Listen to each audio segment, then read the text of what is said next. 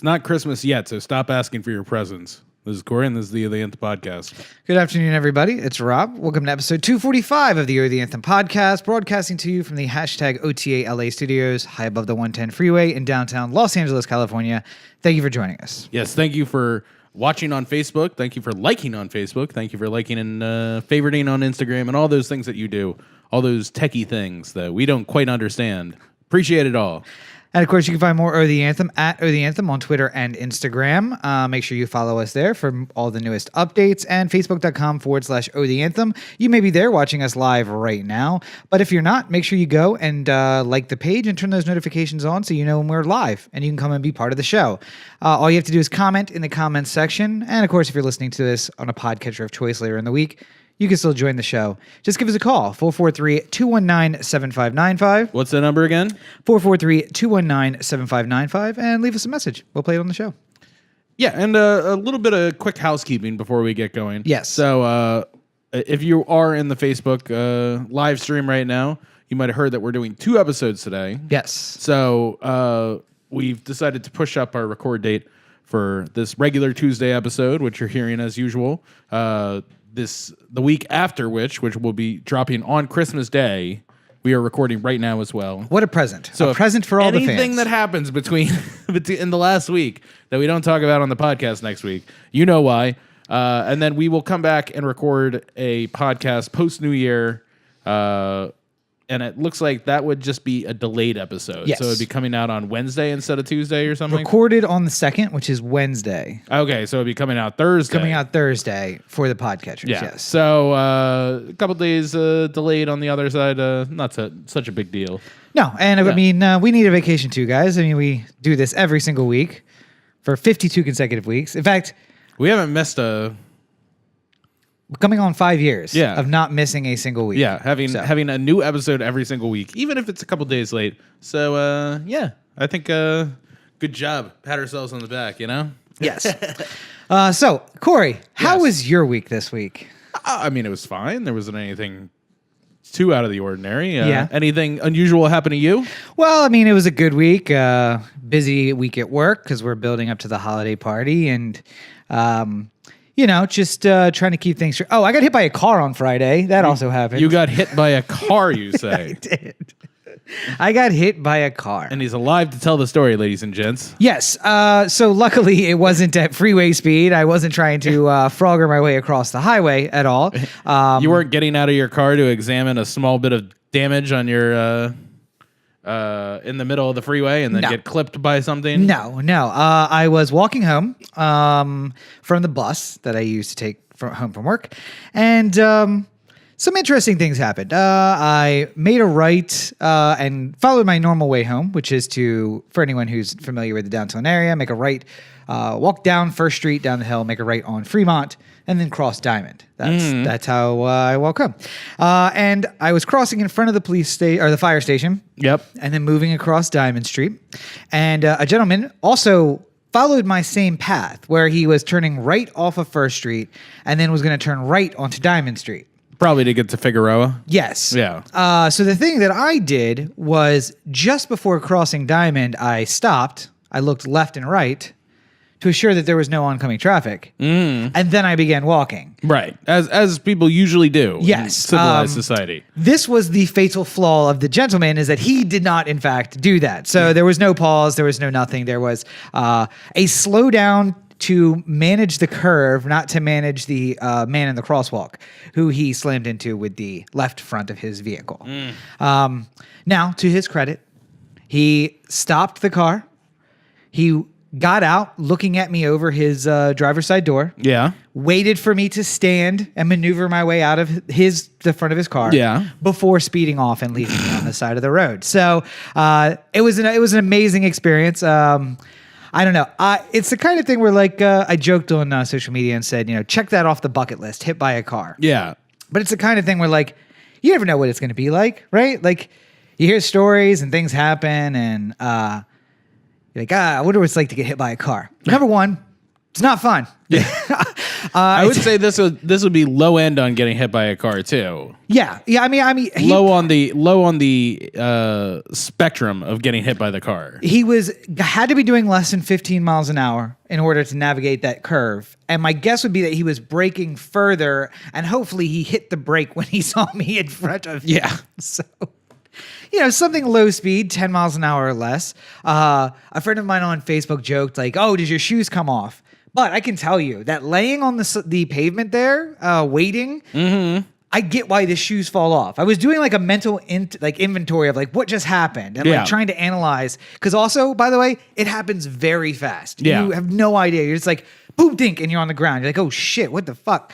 But I remember my feet, like the whole sprained ankle thing came from me clawing at the ground to try and like get my balance again. Yeah. And like my feet leaving the ground.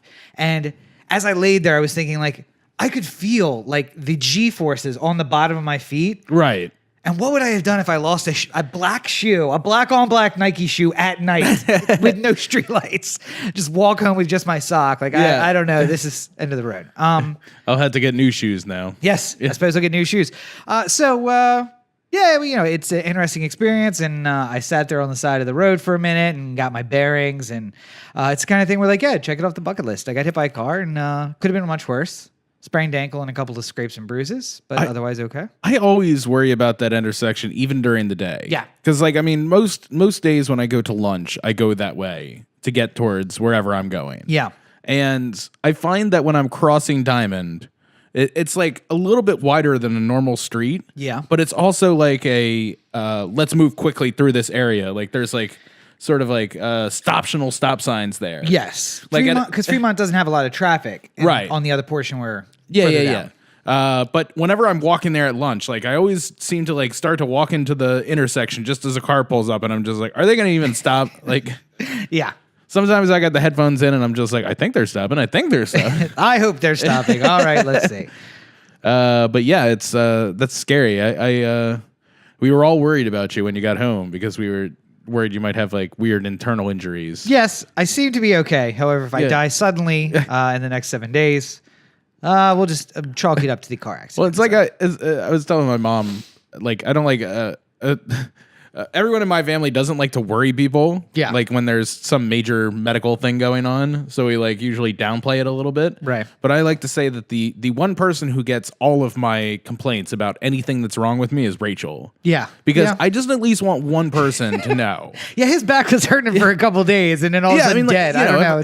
If I was just like, if all day I'm complaining about my ankle, like, God, my ankle really hurts. It hurts real bad. And then she comes home and finds me like passed out in the middle of the living room. And she calls the emergency. I want her to be able to say, like, well, he was complaining about his ankle. I don't think that has anything to do with it. Okay, I don't know. Just put it out there in the universe. Maybe it's some sort of weird form of... the heart and the ankle, both connected. He was grabbing his shoulder. I don't know if that has anything to do with it. He grabbed his chest and went, my heart. But he was complaining about his ankle, so it might have something to do with... I'd like you to not be so dismissive about his ankle complaint. I think that might be part of it. It works itself in somehow. But one thing I'll say is that you're put to the test. I have said many times before that I will not call the police for anything. I call them only when I need something that only they can provide. For instance, I'm going to get in an accident. Yes, and you need a police report. I'm going to make a claim to my insurance. I cannot pay for this $30,000 in damages myself. Yeah. This requires insurance. Oh, this also requires me getting a police report for my insurance. All right. Must call them. Yeah. Sure. I'm going to give them as little information as possible. Let's get this fucking report and get out of here. Let's do that, right? But, you get hit by a car and the guy drives off, and instinctually, I'm like taking down details and I'm sending text messages like, it's this kind of person, this age, this height. Here's a partial plate and a make and model. And like, I'm just in the zone, but then we get home and I'm like, you know what? We don't need to do that. It's a person of color, and I don't want somebody getting shot because they run from the cops about a hit and run on my account when I'm fine for the most part. I have good insurance, so even if something had been wrong, I could go to the hospital. I could pay for it myself. I feel like it's not wrong that you don't want to press charges, but I think that there should be some sort of punishment that's allowed to be served. Like what? Well, I mean, like, I feel like in a situation like that, like you just got hit by a car, you're in front of the car, he like looks up and over. You should be able to like look up at him and just be like, listen, I'm not going to press charges, but I'm going to punch you really hard in the face right now. But I mean, he's also an older guy, and like, I still think of myself as being 22. We're gonna call this straight as long as I punch you really fucking hard in the face. I mean, for hitting me with the car. I'm honestly okay with like the Wild West rules, which was basically that. It was like, you've offended me or harmed me in some way. We can even this up right now, and let's not get the law involved at all. Right. Or I've been playing a lot of Red Dead Redemption 2. And just shoot him. One of those two things. I mean, you could just... No, my good guy rating is like, I've maxed out on good guy rating. I don't shoot anybody. Like, they shoot me and I ride away. That's how good of a guy I am.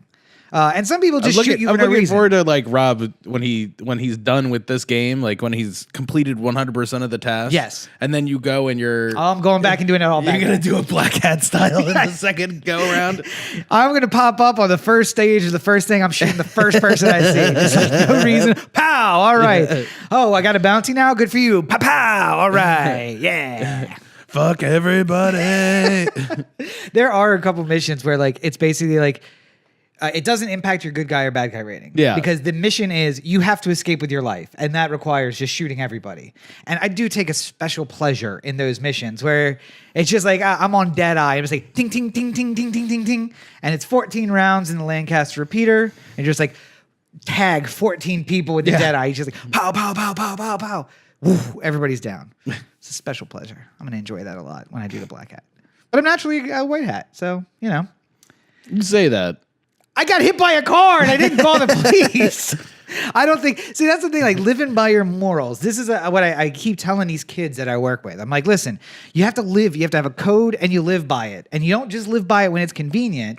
It's easy for me to say, hey, like I will go out and. All I can think about is Bunk just going like, a man must have a code. Right. And I mean, like, yeah, in a way. Omar.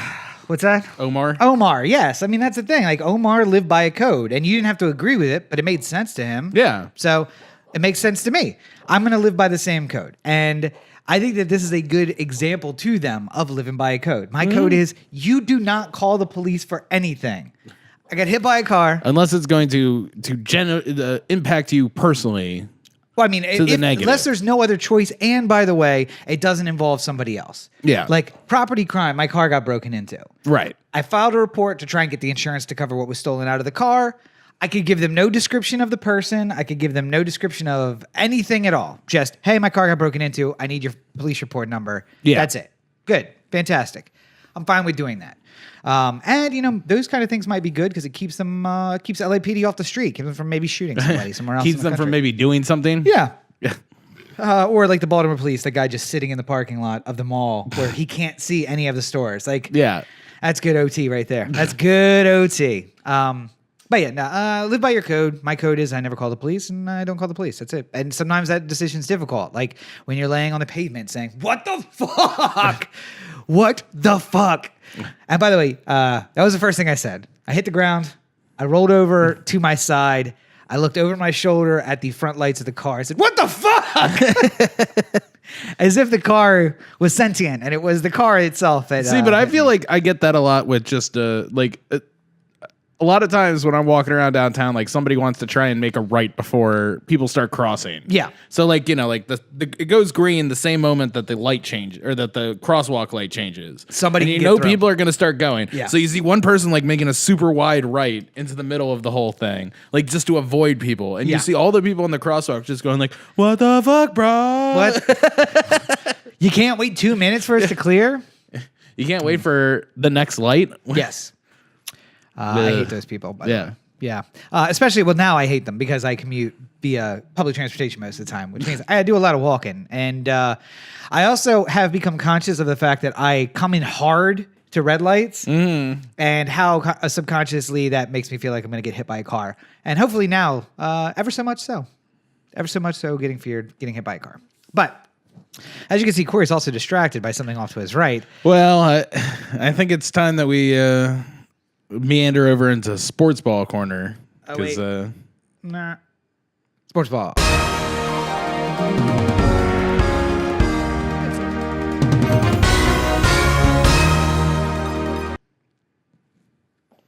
Oh, wait. We got to get. Wait. Yeah. Hey, there we go. go. You distracted me during the thing was playing. I was asking a serious off-mic question. Yeah, so we are currently watching Red Zone. Yep. NFL Red Zone. With the 2 games. Are these the only 2 games going on right now? Yeah, there's only 2 late games. Oh, okay. Because they had 2 Saturday games. Oh, that's right. Yeah. Well, getting hit by a car, I didn't do any of my fantasy. Basically, whatever I had on Thursday was what I rolled with for the whole weekend. So I'm hoping that most of the team filled out. It seems to be going okay based on the alerts. And it also helps when your opponent only puts up 30 points. yeah, but she has some points. She has some players on Monday, so we'll see. A Carson Wentzless Philadelphia Eagles. So that's tonight. is that tonight? Yeah. The late game tonight. Okay. Our late game. This is the 4:00 games. Yes. Which are the 1:00 games. Right. Right. Anyway, so sports ball. Ravens played this morning, though. Yes. And how did that go for the Baltimore Football Club? They were victorious, 20-12 over Yes. the Tampa Bay Bucks. I watched that one on Red Zone. Like I also slept for most of the first half, which apparently is for the best because it was really wet and like not very inspired football was being played. Yes. In the earlier part of the game. But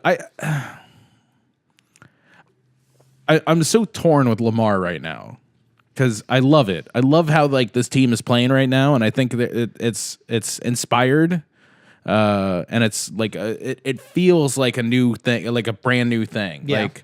Like Smash Mouth football. like if you got a car, like you had a stupid beat up car forever, Yeah. and then you got a brand new car, Yeah. and maybe it's the same exact model car.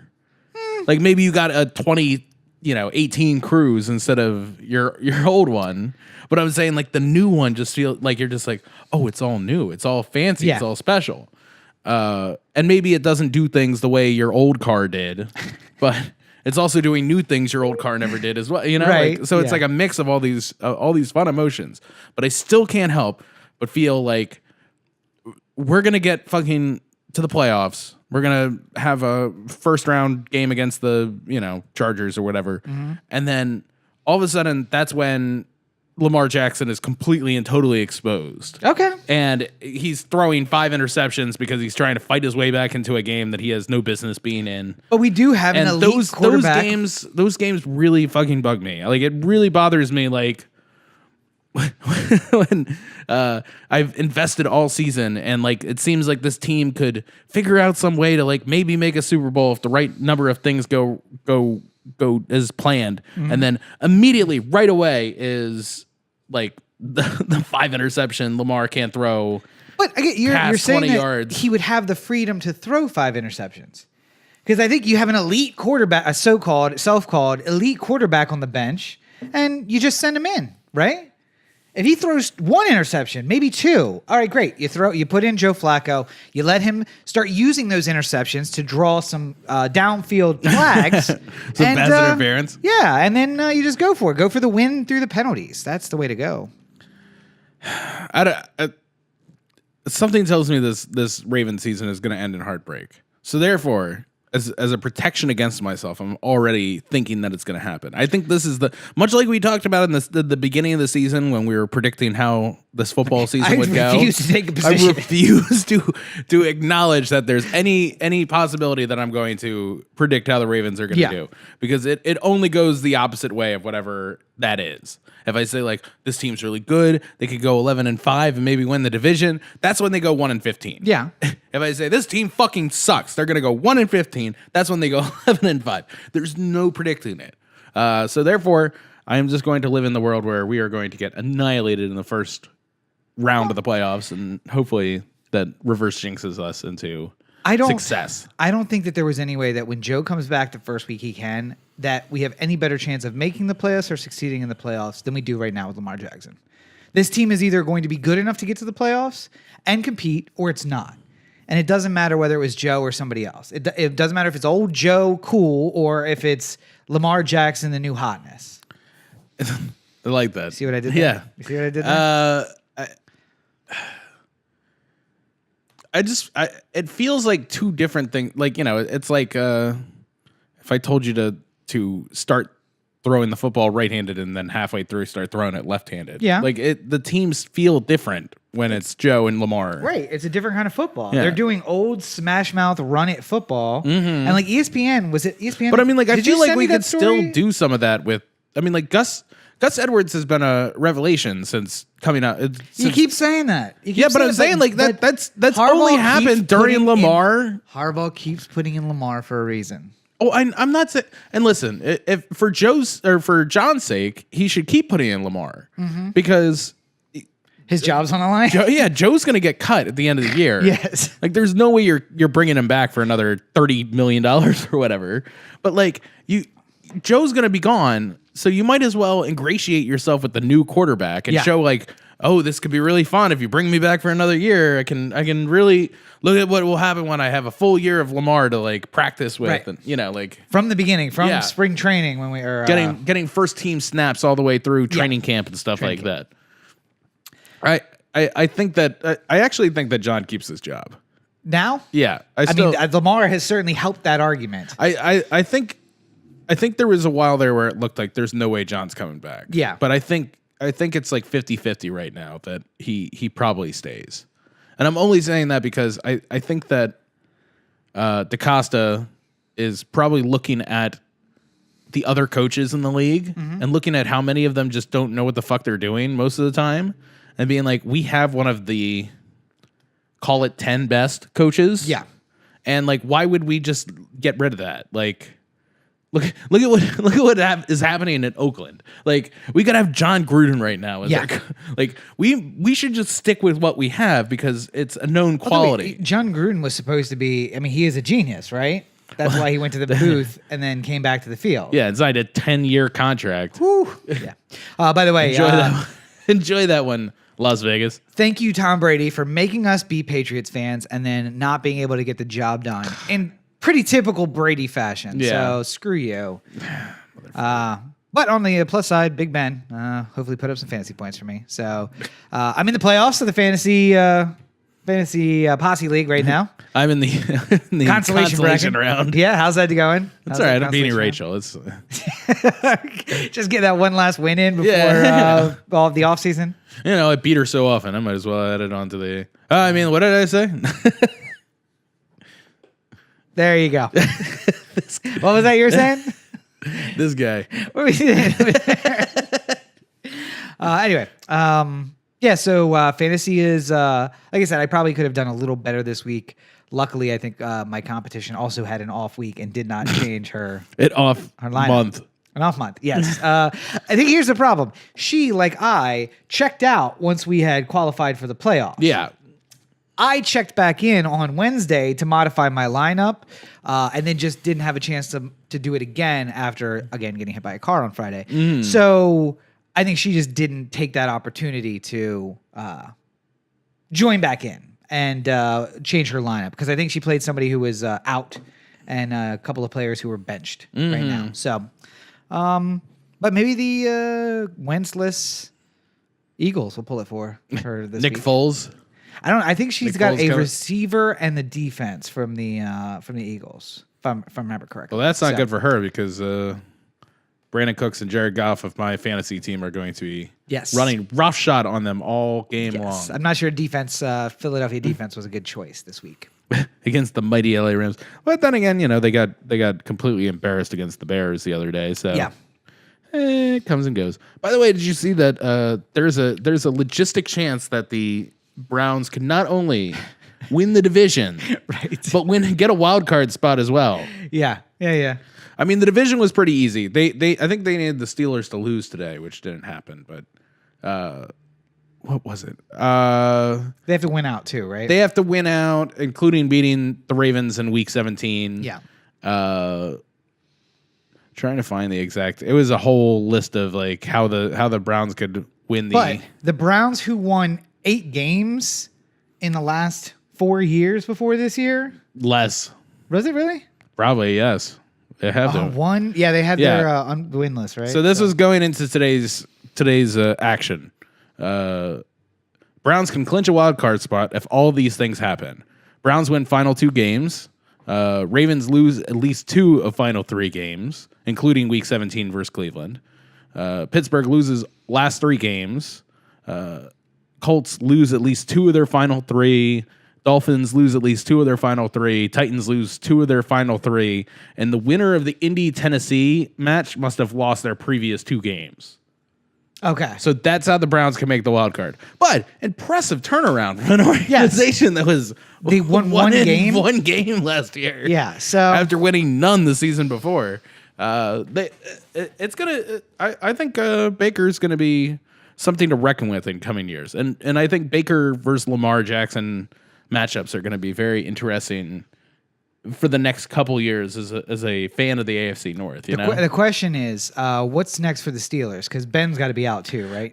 Probably next year. I mean, Ben might have another year or 2 left in him, or like a year or 2 where they have him on the roster kind of thing.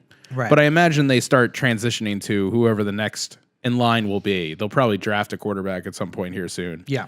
What really bothers me about the fucking Steelers is much like the Yankees, where somebody goes down and I'm just like, all right, that's it. Yeah. No Le'Veon Bell this season? Great. James Conner who? And then James Conner is just as good, if not better, than you would expect Le'Veon Bell to be. Yeah. And then finally, James Conner goes down. He gets hurt. And you're just like, oh, thank God. Now the Steelers can just peacefully lose the rest of their games. And then whoever the fuck was running for them today was another. Yeah. It's just Le'Veon Bell again. Like, it might as well have just been Le'Veon Bell wearing other people's jerseys. Maybe like, it was. Like, I don't get it. The free agent Tavion Tell is playing for the Steelers today. And then the other thing too with the Steelers is like every single year they draft some wide receiver in like the second round that nobody's ever heard of, and it's just like Brian Bostic from Acorn State, and you're just like, where the fuck is Acorn State? And then all of a sudden it's just like a revelation. Yeah. Oh, that Washington Bostic taking over the Washington guy who I had never heard of before today, but is apparently had like 90 yards and a touchdown today. Well, it's the same thing like with the Juju last year. Yeah. Like Juju was some, like taken in the second round by some no-name college, and everyone like looked at it and they're just like, Juju who?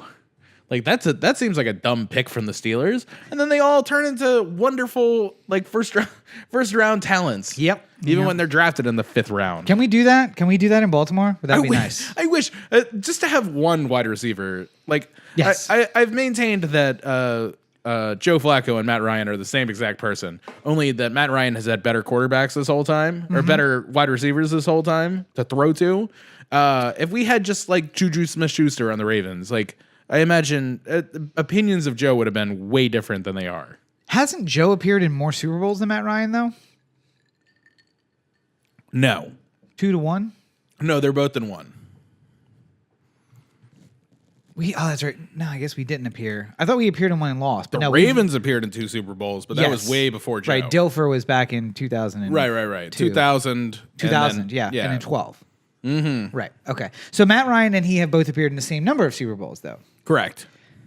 Joe won his, Matt lost his. Not only won, but became a Super Bowl MVP. Yes. So, I mean, I guess it's not nothing. They're not that different, though. No, but I'm saying, like, Matt Ryan today became the 5th player in his first 10 years in the league to throw however many yards. So, and but he's got somebody to throw. I'm looking at those things and I'm just like, that really doesn't matter when you have like when you can literally just like throw the ball in the air as high and far as you want, and then Julio Jones is just going to come down with it on the other end, like or Roddy White when they had Julio and Roddy White. Like the best Joe ever had was either Bolden or Smith at the end of their careers. Yeah, where they were both fun and acceptable players, but they weren't the type of guys who like. I feel like the Ravens still owe me for like when I was sitting in the draft party, the inaugural draft party. Yeah. And I'm like watching the ESPN coverage on the screen, and I'm just like, we should probably draft Randy Moss. And like it's just like there's 26 picks that go by and nobody picks Randy Moss. I'm like, Randy Moss is the best talent. Like I almost don't care what he does. Yeah. But you know what? Joe's also been stuck with a lot of dead wood, like that Perryman kid. We had to cut him and get him out of here. God knows. And now he's a superstar for the Cleveland Browns. I don't know what it is about Baltimore. Maybe it's the constant threat of violence, but people just seem to go somewhere else, loosen up, and do well on all sports teams. It's nice. It's nice though that Perryman has the opportunity to clear his head and go to a new place and become the player. I always hate like when a team draft when you pick up somebody, you're just like, all right, he's gonna be the superstar. And then eventually you're just like, all right, well, I think he just needs to change the scenery. He needs to go somewhere new. And then as soon as he goes there, he becomes the superstar, and you're just like, God damn it! I know you had potential. Why didn't this work out for us? God. Yeah. Not that I thought Rashard Perryman was going to be a superstar, but I mean, like, he's at a fine 2 games or something like that, where he's had some dramatic, like, impossible touchdown catches. And then when he was playing with us, it seemed like his whole hands were made of brick. But again, he had Joe Flacco throwing to him, so maybe that makes all the difference in the world. But anyway, you know when you'll probably find out is the day after Joe Flacco was cut. Yeah, because then usually the day after somebody leaves town is when you start hearing all those, like, it's much like once the girlfriend breaks up with you is when you start hearing this little dick motherfucker. That's what you're gonna hear a lot of with Joe. It's just like, well, he couldn't throw a spiral. Yeah. For the last 4 years of his career, he couldn't even throw spirals. I don't even know why we had him on the team. Anyway, moving on. Yeah. You wouldn't blame me for it, but... you're going to throw me under the bus like that. Yeah.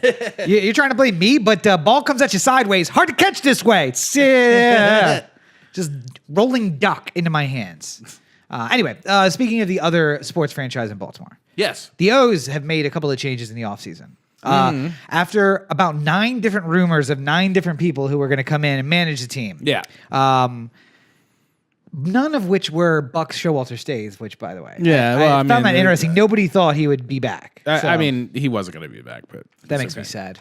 But anyway, the O's have a new manager.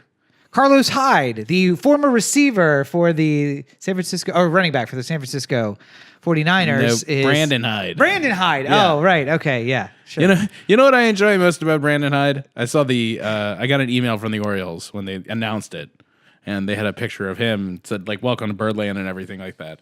And I enjoy that this guy looks kind of like me. Like, he's just like a big, thick white guy with a beard. And okay. I look at him and I'm just like, all right, so maybe I could still do this. Maybe I could still be manager of the Orioles. Sure. Clearly, they're allowing my type to be. Also, that guy has like 15 years of baseball experience as a player and then as a coach. Listen, all I got to do is become real good friends with the Angeloses, and then and you'll get your appointment. Just start sneaking my way in. Sure. Backstab Brady along the way. Get myself into the front of the line. So be like, yo, this Brandon Snyder guy's not doing anything for you. So Hyde comes from the I'm going to do that a bunch, by the way, because there used to be an Orioles farmhand named Brandon Snyder, and now I'm going to just keep calling him Brandon Snyder instead of Brandon Hyde. Much like, by the way, I know I'm a fucking idiot, by the way, on the Creed review, where I kept saying Creed 3 when I meant to say Creed 4. You know, like that type of thing where it used to be the joke with Osama bin Laden and Barack Hussein, or like Barack Hussein Obama. Yeah, and Saddam Hussein. Like, no. Obama and Osama. Yeah, that was the one. That was the one I was thinking of. Yeah. Where it's just like people were like actively telling themselves, like, don't say Osama, don't say Osama, don't say Osama. And then as soon as you get out, it's just like, well, Osama's really fucking things up around here. It's just like, God damn it, I said I told myself not to say it, and I said it multiple times. So, yes, I'm aware I fucked up. It's Rocky 4, not Rocky 3. I'm sorry. Back to the so he comes from the Cubs organization. Yes, is that right? Mm-hmm. And what are we expecting from Hyde? I know you were gushing about him when it was first announced. Well, I really enjoy when you pick somebody much like we were talking about with the NFL, how there's only a certain number of like elite head coaches kind of thing. I think that there's only a certain number of elite baseball minds in the majors right now. Okay. And one of them is Joe Madden. And having somebody who was like this right-hand man of Joe Madden makes me happy as an Orioles fan that we're perhaps going to be getting some like outside of the box thinking. And like every single year for the entire history of their existence, people have been saying Tampa Bay is going to finish last in the division. Yeah. And then they almost never do. Like somehow they find somebody who comes up and does something special. And it's just a system that has to be taught. Or the Orioles find a way to not win 60 games. That's also one way for them not to finish in the top of the division. Yeah, I mean, I just feel like Elias is trying to set up something special here. Okay. And I think that Hyde is the type of guy who is going to fit in that system and be able to be more analytical about it. Okay. And that hopefully this equals a new era of Orioles baseball where we're able to compete with just the people that we sort of like scout and bring up and build from within. And then the Orioles, the good news about the Orioles is they're not a minor or a small market team like Oakland or Kansas City or something. Like every once in a while they can open up the purse strings and bring somebody in. Right. So the idea of like getting really close and then being able to bring in that big free agent hitter or something like that. Well, wait, we is already something have the Chris, Orioles can do. We have Chris Davis under contract. Why would we need to do that? I don't understand. He's going to be with us for like 6 years. It's like $60 million. I am curious as to what the project with Chris Davis is. Yeah. Because I feel like you just got to like break him down to his base elements and start over. Like, No, I mean, I hope the project involves something similar to Guantanamo Bay. That's what my hope where really he keeps is. thinking it's going to get shut down and it never gets shut down. No, I meant I meant the like waterboarding and breaking him down to like when he's nothing and then building him back up again and maybe finding that there was some natural talent in there to hit a baseball, that it wasn't just mental. Yeah. Because if it was just mental, we're probably lost. I don't really know what the plan is. So, but I guess we'll see. It's a long off season, right? So, Yeah, and they're still, getting assistant coaches and hitting coaches and pitching coaches and all this. So we'll see what they do. But I mean, like so far, the Orioles aren't going to be very good next year.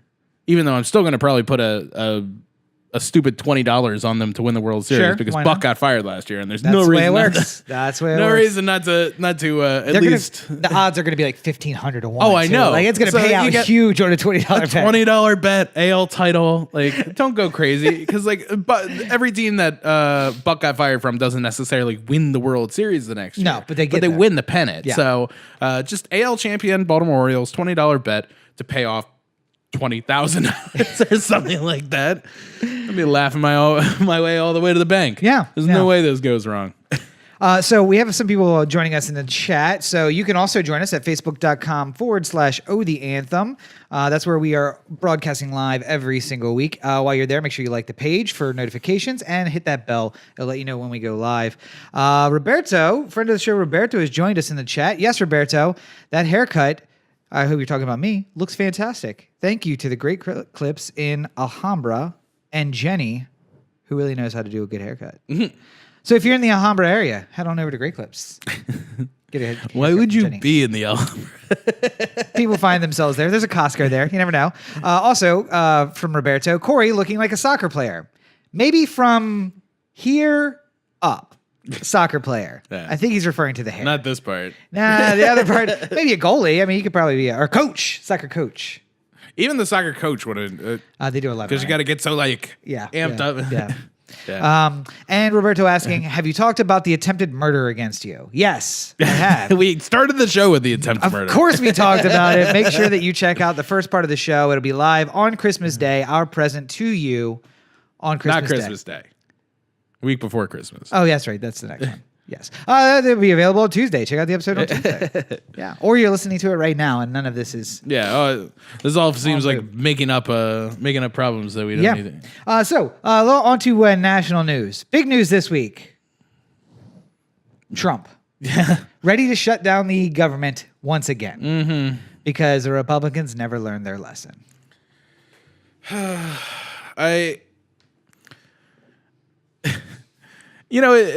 I think if there's any lesson that I've learned this year, it's that you can't trust anybody to just do the right thing.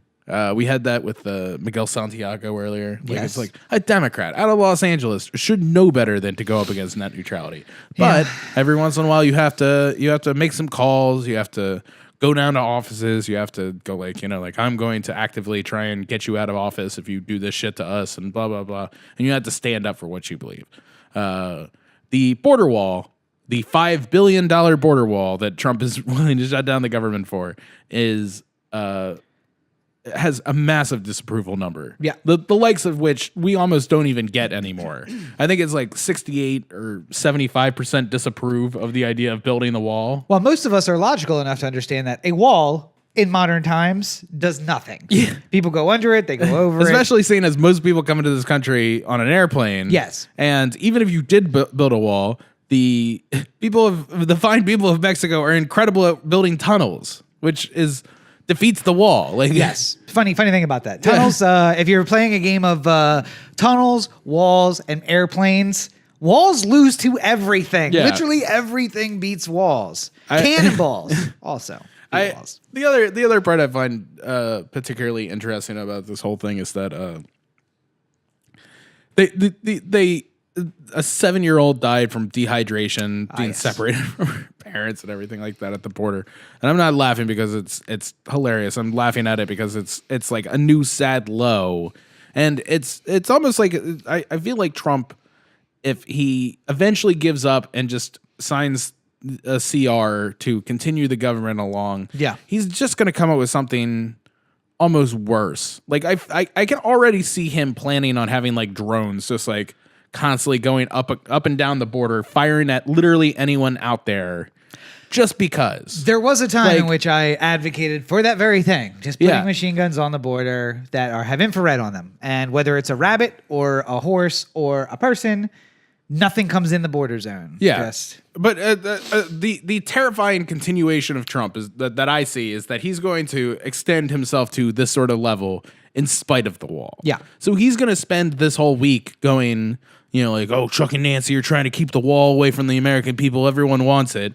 And then eventually there's going to be some sort of like, all right, well, we'll give you $1 billion towards border security. Not enough to build your stupid wall, but here's your border security. And then Trump will say that he won. Yeah. But then when there's no wall on February and there's slow news coverage, that's when the drones are just going to start mowing down Mexicans. Yeah. And Trump's going to be like, well, this is how we got to defend our country now.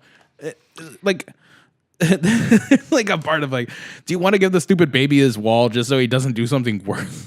That's literally something like never in my life before have I ever thought about politics in the sense of like, well, we're going to shut this down. And then we don't if you don't want the Clinton healthcare plan, you shut it down. They bring it up in front of Congress. It loses, and then you're done with it. You don't have to worry about them bringing it up again. With Trump, I have to worry about the terrifying new highs in which a broken idea can turn into something even worse. You know? Yeah.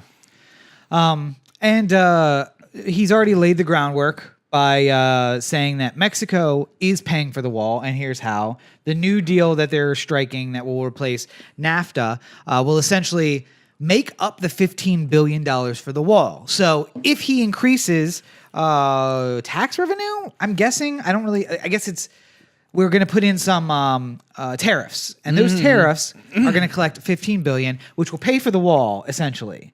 Except for that $15 billion will be raised over the course of a decade, which means he'll be out of office and the tariffs will be dropped before they actually repay for anything. Yeah.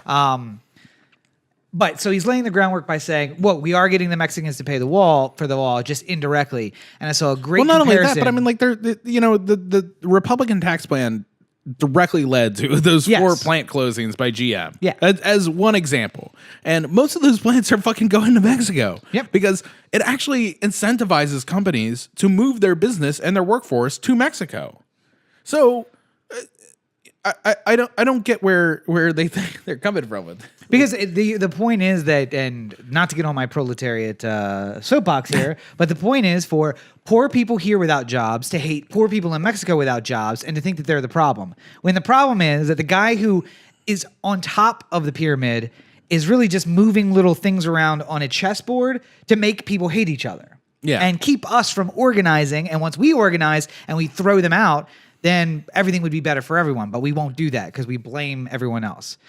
Also, I saw an interesting tweet recently. I'd like to bring this up to have people think on it a little bit. Yeah. There are active things within our media which are trying to just cause the outrage. Like trolling used to be something that you would do on a Twitter comment thread or something, or a message board. Yeah, or a message board. Throw out some outrageous statement and see how many people could get upset. Yeah. This is an active part of how news organizations, quote unquote, news organizations, try and get viewers to their site or get people to come to their websites. Where they'll, like the one I saw that was an example today was in the tweet. Some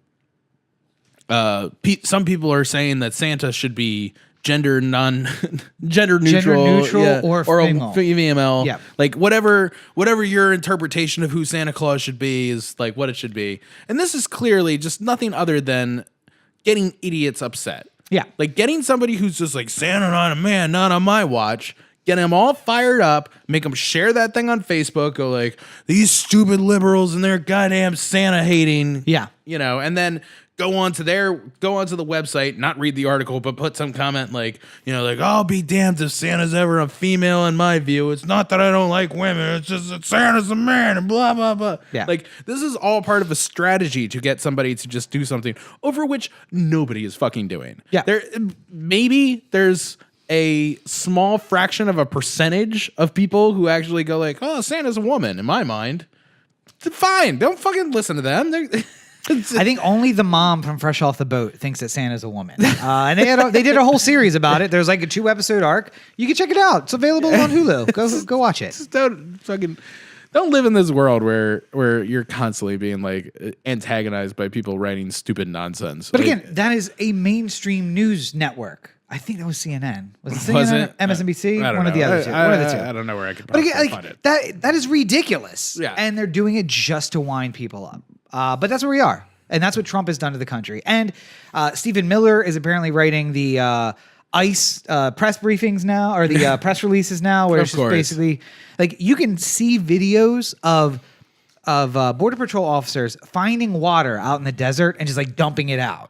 And then they're like, listen, not our fault. She chose to cross at a non-legal border crossing and died of not hypothermia, but dehydration. Dehydration. Yeah, listen, maybe she should have brought more water with her. Maybe she should have found some water in the desert. Yeah, but again, they had her in custody and she died in custody is like the most appalling thing, basically. Yeah. We at this point, we are just bordering.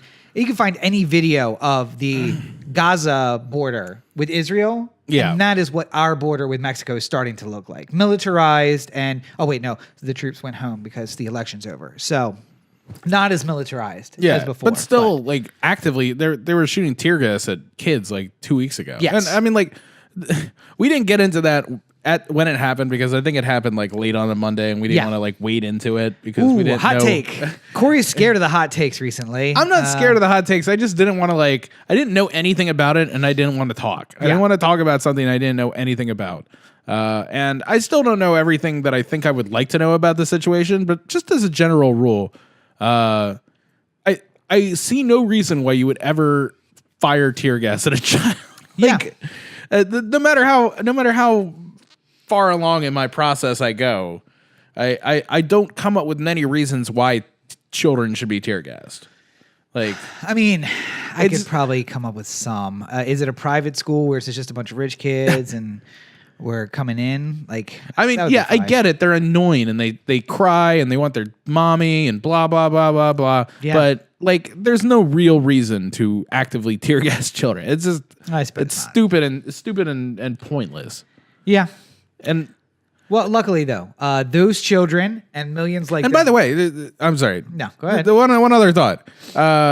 It's like almost everyone has forgotten what led to Al Qaeda and all these terrorist groups in the Middle East, where we started intersecting ourselves into the affairs of countries that we didn't need to get involved in. Yeah, and then we start selling arms to some of them, and then they become enemies later, and then we're trying to topple one dictator to bring another one in because this dictator is going to be friendlier to our oil interests than the other one. And we've been doing this throughout Central America for ever. Yes. Like, which is why they're coming here, by the way. This is why they're coming here. We put some random dictator in charge of Venezuela, and then all of a sudden everyone has to flee and try and get to a place where they won't worry about waking up in the middle of the night dead.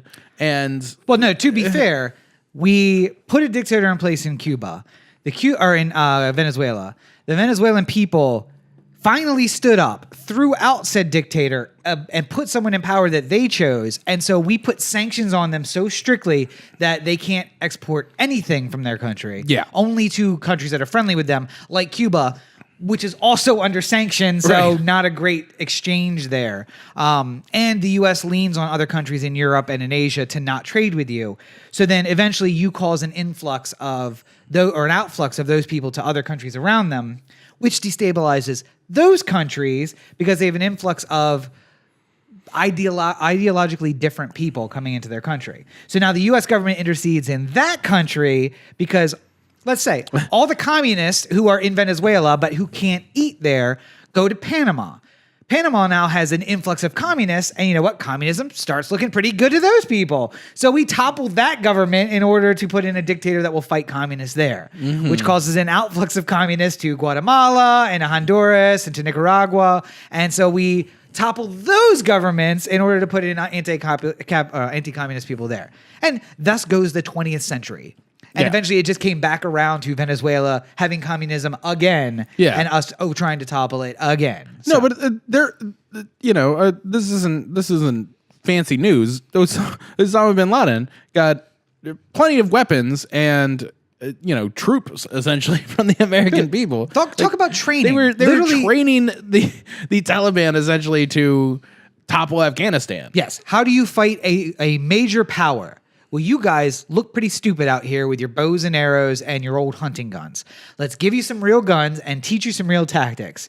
And then Pikachu meme. Oh, now we're the enemy and you're using them against us. Strange how that works out. Yeah.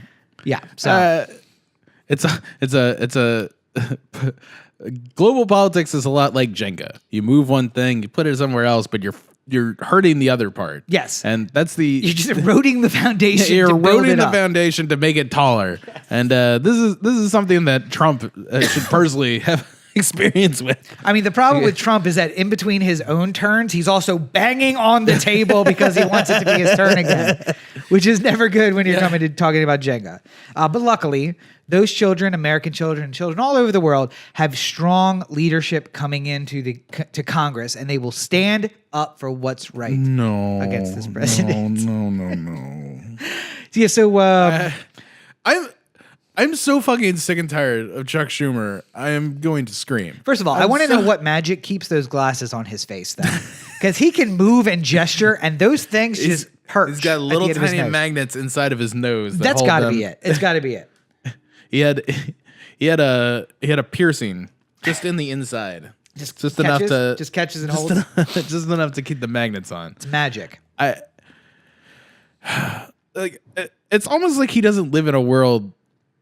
Like sometimes I watch Trump and I'm just like, he doesn't operate in the same universe as the rest of us. Like he's in his own like fanciful universe where like certain things hit him and certain things don't. But Chuck Schumer is just as bad as Trump in that regard, because like he was talking to Trump. Like Trump said something like, like we need the border wall. Everyone wants the border wall. American demand for the border wall is high. And then like Schumer goes into his like, well, the Washington Post gave your comments on the border wall a 4 Pinocchio rating. And I'm just like, shut the fuck up, Chuck. Shut the fuck up. Don't ever say that again. Those are not words that you should be using to like the debate with this president. Just like seriously, like if he's just like, oh, the American people want it, we want it, the wall's the most popular thing in the entire America, it's just be like, Chuck should literally just sit there and just be like, seriously, Donald, shut the fuck up. And then if he did that once during a press conference, everyone would just be like, Chuck Schumer finally stands up to Donald Trump, gives us the leadership we deserve. Like that you just need that way. Don't do your like,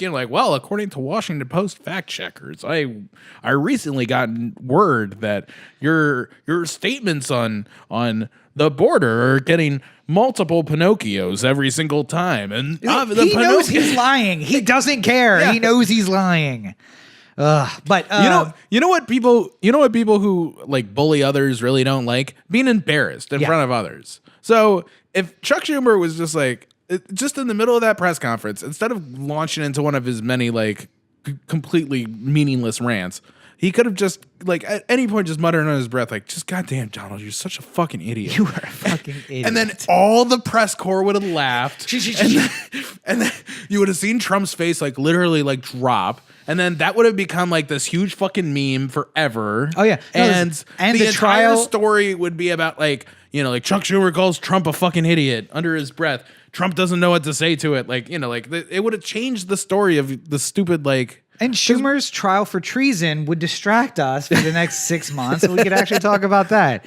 As Trump calls for the guards, like, God seize him! He's not allowed to do that. How dare you, sir? But you're not allowed to tell me to go fuck myself. Nobody's allowed to do that except for Daddy, and Daddy's dead. I will say, the one thing I've gotten from Chuck Schumer, generally I like to think that he is trying his best to at least placate all sides. But what I got from him this week was he is a man who is skilled at saying a lot without saying anything. And most of that press conference, like the Pinocchio rating and the Mr. President, I just don't think you understand, and all of that, is just saying things without saying anything of substance. Yeah. He came out of that meeting and then had an interview with some paper in Washington or a media of some kind. And someone asked him, hey, Medicare, with this judge overturning, oh, by the way, judge in Texas completely overturned Obamacare. Yeah. Basically said that the individual man, and in a way that is completely non-legal, by the way, the most political and non-legal decision I have ever read. Just basically saying, here is the outcome I want, and I'm going to ignore all the precedents and just say, I'm going to take this from this one and this from this one. It's almost like he doesn't realize that when it gets overturned in appeal at some point, that it's going to make it even more difficult to argue on any of the frameworks that he set forth. Well, he doesn't care about that, though. What he cares about is getting Donald's attention and going from where he is to the federal court of appeals, or go from Humboldt County to the Supreme Court. Right, exactly. So he overturned the individual mandate and said that it was inseparable from the whole, even though it has been separated from the whole by Congress already, which is why that's illegal. Anyway, not important. So somebody asked Chuck Schumer, with Obamacare being overturned by this judge in Texas and the individual mandate leading to the fall of the whole thing, and Medicare for all being such a high popular thing with the left, is this something you'll push for in the next Congress? And he wishy-washy his way through it, and the end result is him saying no. And the commenter I saw on this said, this is something that Democrats need to learn to do. Republicans, when they get into power, will start offering these ridiculous, extremely right-wing legislation that they know may or may not pass. But they also know that if they throw 3 of them at you, the Democrats will make a deal in which they'll agree to 1. Yeah. So let's do that. And let's say no matter what, the Medicare for all is going to be the one. So let's go for open borders and 90% tax on the rich and Medicare for all. Put those in and then go to the Republicans and be like, listen, guys, we have constituents here. They voted us in. Clearly, they want us to rule. So one of these needs to go. Which one would you prefer? The one that costs you nothing? The one that costs you 90%? Or the one that sends a flood of people from other countries in here? I think my number one problem with Chuck and Nancy at this moment is that they will refuse to play the game that Mitch McConnell and Paul Ryan have been playing terrifyingly but masterfully at the same time. Like everyone who thinks that Paul Ryan and Mitch McConnell are devil incarnates are flabbergasted every single time they put some bill up or pass something that, tries to strike down the Affordable Care Act or do this or that, do that. Like everything that just breaking the very fabric of what the Democrats believe. But they're so good at doing that. Yeah. Because they don't get distracted. They don't fall for bullshit. Like if something comes up, if I just murdered Rob here in front of here on camera, McConnell, if I was McConnell, I would be able to say something like, well, I don't think we need to worry about that right now. I mean, I need to be arrested and charged, and then we need to go through the court orders. There's no way that we can prove that this actually happened, and I should probably keep my seat this whole time. Let's wait and have a discussion about it. Yeah, I mean, this isn't a today problem. This is another, start your investigation, and then I will help you along with it, and we'll figure it out eventually, and in many years we'll come to some sort of reasonable. You can't just be like, you just murdered that guy on TV. No. There's no way around it. They do not care. McConnell and Ryan do not care. They will do whatever they need to do to get the end result that they want.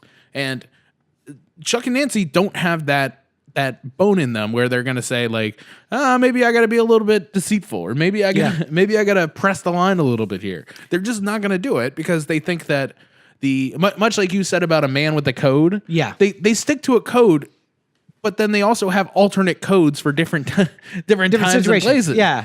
It's like I have the code that I follow when I'm trying to get money from Wall Street, but I also have the code that I follow whenever I'm talking to somebody who makes less than $20,000 a year. Yep. Like I have different. I'm a completely new person whenever these things happen, but it just switches depending on the situation. And by the way, final outrage on Paul Ryan out of a career of outrages. He's trying to get a one-time increase in the number of people who can come from Ireland in immigration this year. Yeah. Why is that? Because he's Irish. Because he's Irish. And this is the one thing I'm asking for this year, guys. Is like, let's triple the number of people coming from the home country here. And what would happen if that new congressman from Minnesota, the Somali Muslim one, was to say, you know what, guys, can we just also increase the Somali Muslim number for just 1 year, just in honor of all of my good work? People would lose their damn heads. Yeah. And let's be honest, no Irish need apply. I don't know why we would even allow more of them in here. Don't you see what they're doing already? Building our bridges and our skyscrapers. We're out of the building business. We're in the service economy now. We don't. I don't know if Irish. you know this, but infrastructure isn't a problem anymore. No Irish need to come in over anymore. The mines are closing. The infrastructure's not a problem. We don't need. We're Irish. good on bridges and highways. Unless we send them straight to Idaho. Because we know the one thing they know is potatoes. That's all I'm saying. Just send them there. Let's grow some potatoes. Chuck and Nancy are not going to do shit for you. If you had some faith that somehow Nancy getting the mantle of speaker back would also give her a spine, I hope that this week has broken you of that assumption, because it will not. She will not. And Chuck is not even the majority leader, so he's got nothing. But that doesn't. I think the other thing that annoyed the fuck out of me about Chuck was when Trump was boasting about how he added seats in the Senate, and Chuck Schumer was just like, yeah, by winning seats in North Dakota and Indiana, good job. Like, it's just like, yeah, everyone who follows this understands that all these seats that were up were mostly Republican, heavy Republican seats, and it was going to be tough to make any headway in the Senate. But at the same time, like, when you're just like actively throwing out like, well, I wasn't expecting to win in Idaho or in Indiana and North Dakota, it makes you sound like you don't give a shit about the people who live in North Dakota or Indiana. By the way, the minority leader of the Senate and the Speaker of the House are both coastal elites, Democrats. Can we give some thought to this at all? Can't the next speaker be someone from, I don't know, Missouri or Kansas? Just let's find somebody, right? Am I wrong about that? Like, let's find somebody who actually represents the middle of America. Because you know what? Mitch McConnell is from Kentucky. He doesn't represent the middle of America. No. He is a rich coastal elite, but he looks like he represents Kentucky. And I can't remember. Paul Ryan's Wisconsin. Yes. So he's from Wisconsin. Again, middle America. Like, can't we find somebody like that and just put them in, even in the leadership? Let's get Steny out and put somebody else in as whip. By the way, I would like to drop one last thing on you before we go here. First Iowa poll for 2020. Yes. Are you ready to hear the Democrats and the percentages? All right. Kamala and Cory Booker are in the list, all right? Yep. Okay, go ahead. Would you like to do this game style where I mention somebody and you give me a percentage of favorable or something like that? Is this just favorable, unfavorable, or is there a ranking? I think this is... Oh, no, this is probably just percentage. Percentage of the total vote, right? All right, so I'm going to... Yeah, let's guess. Okay. I'm going to go game style. Number one answer, Joe Biden. Number one answer is Joe Biden. All right. Number two answer is the senator from Massachusetts. What's her name? Elizabeth Warren? Elizabeth Warren. 4. Ah, okay. Number two. Still looking for 2. Cory Booker. Nope. No? 6. So I'll run through them real quick. Joe Biden 32%, Bernie Sanders 19%. Why did I not think of Bernie Sanders? Yes, you're right. Beto O'Rourke 11%, Elizabeth Warren 8%. Wait. Beto O'Rourke, The one-time candidate who lost his statewide race in Texas. Not one time. He's an active congressman. I thought he was a state legislator. I thought he was a I think congressman he's a from state West legislator. Texas. Is he? Yeah. All right. Even so. Pretty sure. He lost his statewide race in Texas, and he's polling third in Iowa. Yeah. Okay. Elizabeth Warren, 8%. Fourth, yeah. Kamala Harris, 5%. Cory Booker, 4%. Oh, good. Michael Bloomberg, 3%. No, not a Democrat. Amy Klobuchar, 3%. Rob Delaney, 1%. Not Rob Delaney. Who am I thinking of? I don't even know who the fuck Delaney is, really. Nope. I'm thinking about it. Sherrod Brown, 1%. Jerry Brown? Sherrod. Oh, okay. And 1% for Julian Castro, who I think is the first one to actually nominate or to say that he's going to run. Funny, though, if you look back at the same poll in December of 2006, Yes. 2 years before For the 2008 election. before the 2008 election, we had John Edwards at number 1 with 36%, Hillary Clinton second with 16%, Barack Obama with third with 13%, and Tom Vilsack at fourth with 11%. So don't necessarily count on these things as the But so what you're saying is that end all be all. Beto and Obama were at the same place 2 years, 2 Yeah. years ago. Essentially. Do not nominate Beto O'Rourke for president, please. Please. But the problem, here's the thing though, with everyone on that list, let's just say that was the acceptable list of people that you could choose from Yeah. to be the Democratic candidate. I spend so much time just saying no to these people. Yeah. Biden, no. Sanders, no. Beto, no. Warren, no. Harris, maybe. Booker, maybe. Bloomberg, absolutely not. He's not even a Democrat. Amy Klobuchar, no. Delaney, I don't even know who the fuck you are. Sherrod Brown, no. Like I've said no to 90% of this list so far. The only people I've even thought about is Corey Harris and Kamala Harris and Cory Booker. Yeah. It's not even like, and I'm not even wild about those two yeses. I think that it's just I felt like I needed to say yes to somebody. I'm not wild about those two yeses because, by the way, if you nominate Cory Booker, he will lose to Donald Trump. Yes. Donald Trump will beat him. And I know it sucks to say, but we need to be a little less idealistic and say that a one-term senator might not work a second time around. I think that you need to have somebody with a little more experience. But you know what? Who shouldn't be that? Joe Biden, Hillary Clinton. Yeah. Neither of them should be the nominee either. I think that, or Bernie Sanders for that matter. what I think the Democrats really need, and I think this is why people were like fascinated by the idea of Avenatti becoming president for a while there, is that like what the Democrats really at the end of the day need is somebody who does exactly what I said earlier with Chuck Schumer. Just like whenever Trump says some sort of nonsense bullshit, just quietly under their breath, going like, "Why do you always gotta fucking lie all the time?" Yeah. Like, just like who on that list of all those people is gonna do that? None of them. None of them. Maybe Cory Booker. Maybe. But he's only done it in a safe space, though. I haven't seen him do it like... He wouldn't do it during like a debate or something like that. Like, there's no way. There's no way. And you're in front of his committee meeting. Yeah. And he knows that if he goes too far, the chair is going to shut him down. Right. You know, it's safe. Yeah. I just don't even understand. Anywho. You know who should be on that list maybe, though? Just quickly? Yeah. Jerry Brown. You know, I hate the idea of saying it, but a story came out this week. He turned a $25 billion deficit into a $16 billion surplus. Yeah. He's basically the face of the new deficit. That's a pretty hawk. city. What city is that?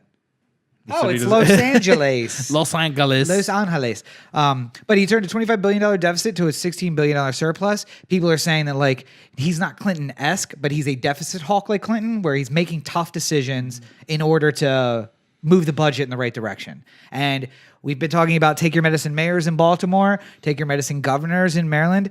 Maybe it's time for a take your medicine president who knows he's going to be unpopular, but you know, fix some of the things. And Jerry Brown could be president and it not cast anything over what he's done in his career.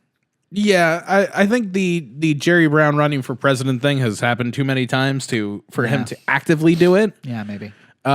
Even though I don't imagine that most people remember that how many times he's run for president. I mean, he ran in the 70s and 80s, right? Yeah, and then he ran against Clinton when Oh, in 92. 92. Yeah, Clinton beat him in 92. Yeah, and speaking of by a another lot. third place, who was third place in Iowa, Yeah. and then ended up winning the presidency, Clinton. Right, 92. comeback kid. Yeah, Jesus Christ.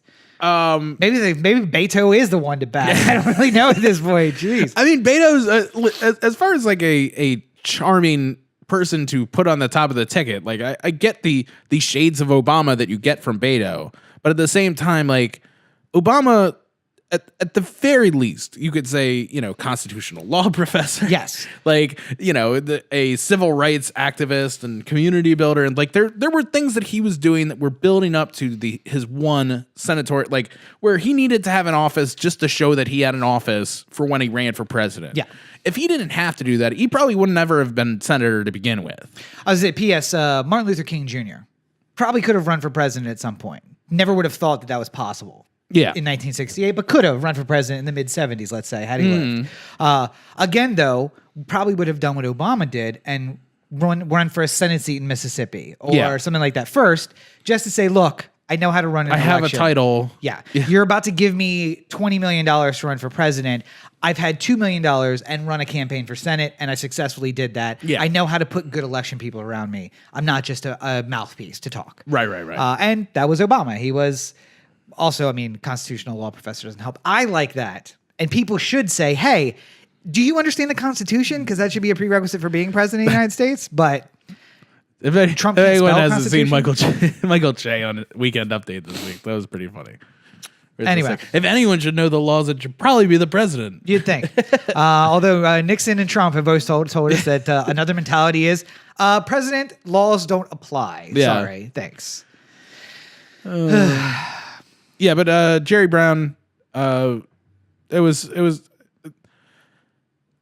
I like Jerry Brown and don't like Jerry Brown at the same exact time. Sometimes I feel like state of California is like the current medical profession, like the current state of healthcare. Okay. And the way that like there's new advancements that are happening all the time, and like there's record profits and everything like that. And as far as like the business goes, it's wonderful. There's no way you can say that the pharmaceutical business isn't rolling right now. Right. But then if you look at the shady underside of it, you say like, all right, but we're also in a point where more people who need medication can't get it than ever before in history because they're being priced out of it. If you don't have insurance, there's not a chance that you're going to get these medications. Even if you do have insurance and really good insurance, if you have cancer or something like that, you might spend $10,000 a month on the medication that you need, even with your insurance covering part of the cost of the deductible and stuff like that.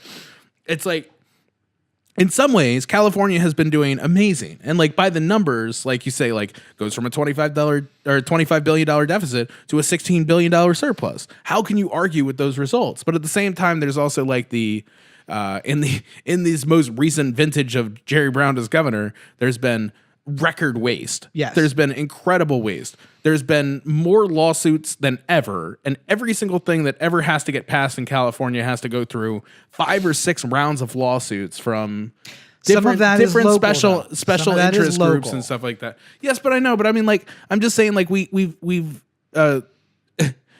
it's like you look at the numbers and there's no way you can say that he wasn't successful and that he didn't do good, but at the same time, it's opened the door for things that are going to be our undoing in the long run. Maybe. Because if nothing could get done because it costs 20 times what it's supposed to cost, because every single time you have to fight 10 lawsuits, then there's no point. And like that part needs to change is the whole beginning and end of that whole discussion. Alternative theory. Jerry, don't run for president.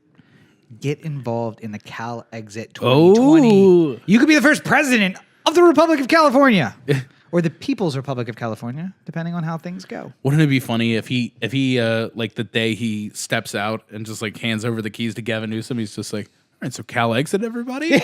You guys want to throw over this Gavin Newsom? Nobody seems to like this Gavin Newsom guy very much. Anyone want to overthrow him? I don't think you overthrow him. You people from all across California who usually are arguing and bickering with themselves are just like, Jerry Brown, take down Newsom. So here's the thing, though. I think that Jerry can lead the Cal Exit because, yes, Gavin, we need to have a state governor to lead the transition to the Republic. Right. And hand over the keys. So the irony We need a of Theresa May in our Brexit. the irony of Brown giving him the keys to the governor's mansion, and then later Gavin Newsom giving him those keys back to the California Republic's White House.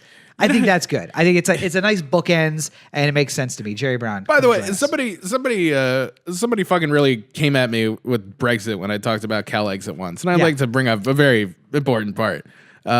Imagine if instead of Brexit, it was Britain and Germany and France and like every single country that basically is responsible for Europe's success. Yeah. Like if you took the top 10 best performing countries and then that was the exit you were doing. Yes. Those countries were leaving.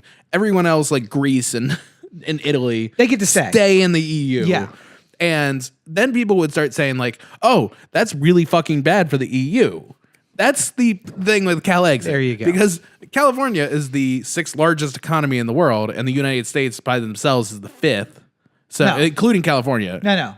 The second. Second. U.S. is the second. California by itself is the 6th. Yeah. So what percentage of that second does California make up? A lot of it. Right. Most of it. Texas is going to be fine. Yeah. New York. But the problem with CalExit is then Texas, who, by the way, in their state constitution has an out from the U.S. Constitution. The only state to have that. Don't know if you're aware of that. Learned that in El Paso. Then does Texas look at it and say, you know what? Maybe we should start talking about this. Because now we're the ones supporting the 48 Greeces and Italies who can't get their shit together. Right. Who are more worried about who's going into bathrooms than building up their economy. Yeah. North Carolina, I'm looking at you. What, they have 4 versions of that bathroom bill? And electoral fraud in the very next election. Yeah. Good job. Good job. Focusing on the right things. Anyway. I have to go ice my leg because it hurts a lot. I need to smoke a cigarette. But if you're looking to find more great ideas of people who should run for president, you know where you should go. Where's that? OTheAnthem.com. Corey to OTheAnthem.com. O The Anthem on Facebook, Twitter, Instagram, and the listener line 443-219-7595. What's that number again? 443-219-7595. And you can find more of me at my website, CoreyBakerFilmmaker.com, at LegendsCB5 on Twitter and Instagram, and Corey Baker Film on Facebook. The Creed 2 review, as discussed earlier, is up now for your watching enjoyment. Otherwise known as the Rocky 4. Rocky 3/4 review. And new review is coming up this Thursday. We just watched Roma last night, and I can't wait to talk about it on a review setting where I will be every little bit of pretentious film kid that I can possibly be, where I'm talking about the grand contrast of black and white and blah, blah, blah, and the romanticism of the slow, steady, static shot. Yes. Long Lots of static takes. shots. Yeah. Can people expect an update while you are at home in Maryland? I will see what I can do about that. I will definitely try and go see movies while I'm home in Maryland, especially trying to knock out like the Parkway and the some new theaters. Yeah. Senator, so I could show people who maybe only know about LA theaters some East Coast stuff. But I will see movies. I don't know if I'll record them while I'm home. I would imagine that week is going to be a black week for lots new of content. lots of stuff going on. Yeah. You have a busy week. I'm just going to be sitting on the couch with my nephew. So just playing with them. just playing. Yeah. Just playing for the week. That's it. Well, of course, if you want more from me, you can find more at robertncheek.com. You can find me on all your social networks at robertncheek, where if you follow me, you would have been the first to know that I got hit by a car on Friday. It's going to be the theme of my week. Also, get in and follow on Instagram because the next 2 weeks may be the last 2 weeks that you see my face. Working on maybe a new hashtag theme thing for 2019. A year without selfies. Hashtag a year without selfies. So working it up, mulling it over. We're going to see what happens in the next couple of weeks. So I didn't even know about these things. these things just pop in my head sometimes. So anyway, yeah. All right. Well, I think we've done good here today. We've done something. I don't know if it's good. But as always, you're listening to the O The Anthem podcast, part of the O The Anthem digital network. For Corey, this is Rob. Have a great week, everybody. Let's hope that nobody else fractures their back in this game. Yes. Oh, and it's our last week in LA. Headed back to the frozen north. Frozen east. We'll be back. Yeah. Oh, yes. We'll be back eventually. But yeah, check out next week's episode. and you'll hear more about us in being in Maryland. Have a good week, everybody.